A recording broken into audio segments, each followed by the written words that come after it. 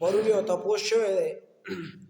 چې آیا په روژه کې عطر لګول یا خوشبو لګول د دې سره روژه ماتېږي که نه ماتېږي یا مکروه کېږي که نه مکروه کېږي. نو په روژه کې عطر لګول، خوشبو لګول، سپری کول او یا چې د شړشمو وغیره په تیلو باندې سر غوړول یا ټول وجود غوړول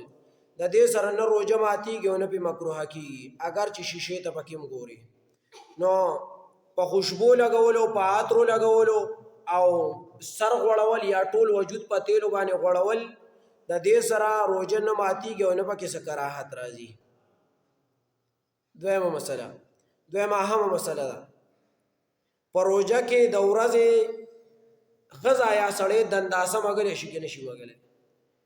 او که دنداسه ومږي نو روژه ورسره ماتېږي که نه ماتېږي یا چې دی نو مکروه کېږي که نه مکروه کېږي. نو په روژه کې د ورځې دنداسه مږل